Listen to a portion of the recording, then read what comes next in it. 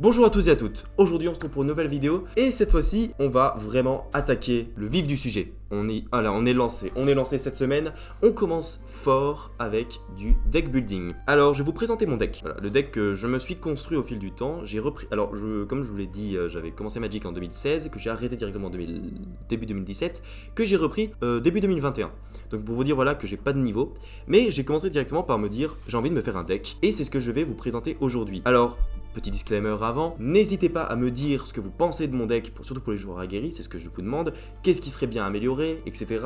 Je précise que je n'ai pas regardé les règles du standard, c'est-à-dire que je n'ai pas regardé les decks, les meilleurs decks du standard pour m'inspirer de mon deck, j'ai vraiment fait parce que j'avais envie, et voilà, il y a certaines choses que je vais vous expliquer, pourquoi ça combotte, pourquoi j'ai pris ça et ça et ça, et il y a certaines choses avec du recul, je me dis ouais, mais pourquoi j'ai pris ça, mais je vais vous le présenter tel quel, parce qu'il me plaît. Donc la première carte que je vais vous présenter, c'est une carte qui coûte 1 de mana, c'est une 1-1, vigilance, lien de vie, humain éclair, et que lorsqu'on l'engage, je peux créer un jeton de créature 4-4 blanche avec le vol, seulement je peux que jouer en tant que rituel, si j'ai 7 points de vie de plus que, mon total de points de vie de départ, que j'ai au moins 7 points de vie de plus, donc en 4 exemplaires.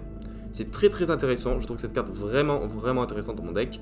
Voilà, donc je vais le poser ici et je vais poser plus en plus toutes les cartes que j'aurai et vous montrer qu'est-ce qui combotte entre eux. Mon clair du lien de vitalité, j'ai peur que ça fasse quelques reflets sur la caméra à cause que je les ai mis sous plastique, mais bon. Donc le clair du lien de vitalité, à chaque fois qu'un autre clair arrive sur le champ de bataille sous mon contrôle, je gagne un point de vie, sous votre contrôle, bon voilà. Il coûte que 2, donc un mana bicolore. Et à chaque fois que je gagne des points de vie, je mets un marqueur +1/+1 sur le clair du lien de vitalité. Donc avec les orateurs des cieux, vous comprenez que ça peut être très intéressant. J'en ai mis 3. Ça peut être très intéressant et surtout, les gens en ligne, ou même habituellement, ils focusent souvent le clair du lien de vitalité alors que le plus dangereux, c'est souvent l'orateur des cieux à la fin. Je vais vous présenter également l'anneau réplicateur en 2 exemplaires. C'est un artefact neigeux. Bon, je joue pas neigeux, mais c'est juste pour ajouter un mana de la couleur de mon choix. Et qu'au début de mon entretien, je mets un marqueur nuit sur l'anneau réplicateur, et au bout de 8 marqueurs nuit, je les enlève et je crée 8 anneaux répliqués qui permettent d'ajouter un mana de la couleur de mon choix. Donc si le jeu dure, j'ai quasiment mana infini, vraiment, voilà, c'est pour ça que je l'ai pris, parce que c'est vraiment très utile. Et si je l'ai tour 3, ben tour 4, j'ai 4, si je lande à nouveau tour 4, j'ai 5 mana, voilà, ce qui est quand même un avantage non négligeable. Ensuite, je vous présente un autre artefact, c'est le seul artefact autre que j'ai dans mon deck, le Nexus de Masquebois. Toutes les créatures que je contrôle possèdent tous les types de créatures. C'est aussi valable pour les sorts de créatures et les cartes que je possède qui ne sont pas sur le champ de bataille. Donc vous allez me dire, ouais mais c'est bien pour comboter avec le clair du lien de vitalité, pour d'autres cartes qui ne sont pas claires, mais également avec une autre carte que je vais vous présenter juste après. Et également je peux payer 3 de mana et l'engager pour créer un jeton créature 2/2 bleu, change forme avec le changelin. Très utile quand même, surtout pour la carte que je vais vous présenter juste maintenant. Alors, la carte que je vous présente, c'est la Valkyrie Juste. Voilà, c'est une ange éclair qui a le vol, ce qui est vraiment bien. Elle coûte 3 de mana et c'est une 2/4. Et qu'à chaque fois qu'un ange ou qu'un clair arrive sur le champ de bataille sous mon contrôle, je gagne un nombre de points de vie égal à l'endurance de cette créature. Vous comprenez que le Nexus de Masquebois, ça peut être très utile. Bon, pas là, vous voyez que je n'ai aucune créature qui n'est pas claire, ni ange, car l'orateur des cieux peut créer des anges. Mais que si j'ai au moins 7 points de vie, ou plus, que mon total de points de vie de départ, les créatures que je contrôle, ils gagnent toutes +2/+2. La Valkyrie Juste est vraiment une très bonne carte que j'ai mis donc en 3 exemplaires. Le Nexus Masquebois, je vous ai pas dit, mais en 2. Qui est une très bonne carte qui combotte parfaitement avec mon deck, je la trouve vraiment sublimement utile. Je vous présente maintenant Vito, épine de la rose du crépuscule. Bon là c'est la foil, je vais peut-être mettre la non-foil, ça brillera peut-être moins. Voilà. Vito, épine de la rose du crépuscule, créature légendaire qui coûte 3 de mana, vampire éclair, donc un nouveau clair, c'est une 1/3. Et qu'à chaque fois que je gagne des points de vie, l'adversaire ciblé perd autant de points de vie. Vous comprenez que c'est vraiment puissant avec mon deck, c'est l'objectif de mon deck, c'est un peu le pilier de mon deck, Vito. Et je peux payer 5 et toutes les créatures que je contrôle obtiennent le lien de vie jusqu'à la fin du tour. Je l'ai mis en 3 exemplaires, Vito, très utile, vraiment une carte mortelle. J'adore Vito, j'adore réellement Vito, c'est une carte que j'aime par-dessus tout. Voici un enchantement, Aura, c'est voilà, pour enchanter une créature. Bon, elle est en foil là, je peux vous présenter en non-foil pour éviter les reflets. La lumière de promesse. Les créatures qui sont enchantées ont, à chaque fois que vous gagnez des points de vie, mettez autant de marqueurs +1/+1 sur cette créature. Vous comprenez que je peux faire de très grosses créatures. Après on peut me dire oui mais sans piétinement c'est pas très utile d'avoir plein de marqueurs sur une créature. Et bien l'avantage c'est que lorsque Vito est là, je mets surtout ça sur par exemple un Adorateur des Cieux, donc qui a lien de vie, et donc à chaque fois qu'il va attaquer, il va grossir et devenir vraiment très bon. Voici un contre-artefact ou enchantement, donc l'invocation de la divinité qui coûte 3. Je détruis un artefact ciblé ou un enchantement ciblé et je gagne 4 points de vie. Vraiment très utile. Vraiment très utile. Voilà, je le pose là. Avec Vito, ça permet de bien comboter. Ça apporte vraiment quelque chose de très intéressant à mon jeu. Là, c'est la carte que je juge un peu le moins utile à mon deck, mais que j'apprécie quand même pas mal. Mais de toute façon, vous me direz ce qu'il faudrait changer, ce qu'il faudrait améliorer, ce qu'il faudrait rajouter, etc. Ressusciter les Draugres, ça coûte 2. Je peux renvoyer une carte de créature ciblée depuis mon cimetière dans ma main. Mais également, je peux renvoyer 2 cartes de créatures ciblées qui partagent le même type de créature depuis votre cimetière dans votre main. Vous comprenez qu'avec Nexus de Masque Bois, qui permet que toutes mes créatures ont tous les types, même si là vous voyez que des clairs, eh bien ça me permettra de ressusciter toutes mes créatures. Donc je trouve vraiment cette carte assez utile et vraiment cool. Donc je vous présente ensuite la Cavalière Meurtrière. C'est mon anti-bête. Voilà, bon, je l'ai en version moche et en version très jolie. Donc elle a fin précipitée, donc c'est son aventure. Elle coûte 3 de mana, hein, mais son fin précipitée coûte 3 également. Et je détruis la créature ciblée ou le Planeswalker ciblé et je perds 2 points de vie. Alors vous allez me dire, ouais, c'est un peu un comble pour un deck vie, mais au contraire, je gagne beaucoup de vie. Ça permet d'éliminer au moins un Planeswalker ou une créature qui est vraiment dangereuse pour mon deck. Et voilà.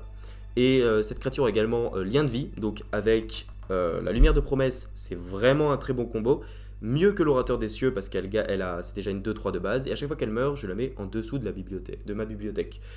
C'est pas fou, sachant que je joue un peu cimetière. C'est pas fou parce que ça me permet de ne pas pouvoir la récupérer. Mais souvent les gens essayent de la contrer pour éviter de perdre une Planeswalker. Maintenant, je vous présente une autre créature légendaire, Daxos béni par le soleil, qui coûte 2. Son endurance donc est égale à ma dévotion au blanc. Bon, donc ça reste une 2-2 si je la lance toute seule. A chaque fois qu'une autre créature que je contrôle arrive sur le champ de bataille ou meurt, je gagne un point de vie. Voilà. Rien que l'effet là de Daxos, vous comprenez que c'est vraiment utile.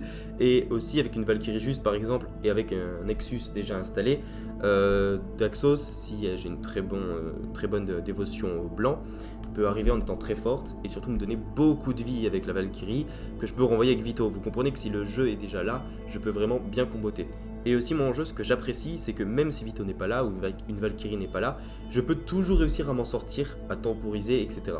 Donc Daxos, je l'ai mis en 2 exemplaires, vraiment utile. J'apprécie beaucoup cette carte. On passe à une autre créature légendaire. Artéros, voilé d'un linceul. Bon, je l'ai en format anglais, foil ou non foil, mais je vais vous faire la traduction, j'ai pas de mal. Donc c'est une créature légendaire, créature enchantement légendaire dieu, qui est indestructible. Rien que ça, c'est vraiment génial. Donc c'est un enchantement tant que ma dévotion au noir et au blanc, donc noir et ou blanc, n'atteigne pas 7. Voilà. Donc ça reste un enchantement pendant tout ce temps-là. Indestructible toujours, mais ce n'est pas une créature. Pour une 4-7, mais elle est vraiment bien. Donc au début de mon étape de fin, je choisis une créature et je lui mets un marqueur pièce. Si une créature avec un marqueur pièce est tuée ou mise en exil, je récupère cette créature sous mon contrôle. Voilà, donc je peux mettre ça sur une créature adverse et la récupérer. Donc de dire ouais mais certes c'est pour jouer cimetière par exemple, mais l'utilité de cette carte, où est-elle? Eh bien elle est là. Domskar. Donc c'est le seul rituel prédiction que je joue. Détruisez toutes les créatures pour 5. Et souvent je le prédis donc de 2 pour ensuite le payer juste à 3. Ce qui permet de détruire toutes les créatures. Ça tue aussi mes créatures, mais souvent Artéros est déjà sur le champ de bataille. Hein. Pour les nombres de fois où j'ai joué, je l'ai eu assez souvent pour jouer Domskar. Et surtout, je le joue parce que lorsque je tombe contre des decks souvent mono vert, piétinement, etc., Domskar, ça permet de les clean. Parfois de récupérer même une de leurs créatures. Et surtout, ensuite, moi je peux facilement remettre des créatures car elles coûtent pas très cher. Alors que eux, souvent, doivent en mettre 1, 2 ou 3. Et voilà, ça me permet de clean, donc d'avoir un joker dans mon jeu. Puis, je vais vous présenter le gros ton de mon deck. Le Troll du Ponceau. Donc, qui coûte 5, une 8-8, piétinement célérité. Très bien. Très bien dans mon deck, je trouve vraiment bien. Et quand le Troll du Ponceau arrive sur le champ de bataille, l'adversaire ciblé crée 3 jetons de créature 0-1 blanche chèvre. Voilà, hein, vous me dire ouais, ok, tu lui crées des défenses, mais au début du combat pendant votre tour, n'importe quel adversaire peut sacrifier une créature. Si un joueur fait ainsi, engagez le troll de ponceau, vous gagnez 3 points de vie et vous piochez une carte. Donc moi, vraiment quoi qu'il en coûte, que ce soit gagner des vies et piocher une carte, c'est vraiment génial s'il sacrifie une créature. Et s'il ne le fait pas, j'ai toujours une 8-8 sur le champ de bataille, c'est très fort. Avec piétinement en plus et célérité, donc tour 1 elle peut directement attaquer. Donc vraiment ça donne un choix à l'adversaire, mais que dans les deux cas avec mon deck, c'est soit tu choisis d'être dans la merde, soit tu choisis d'être dans la merde. Voilà, c'est vraiment le choix là. Donc je l'ai mis en 2 exemplaires parce que c'est un gros ton.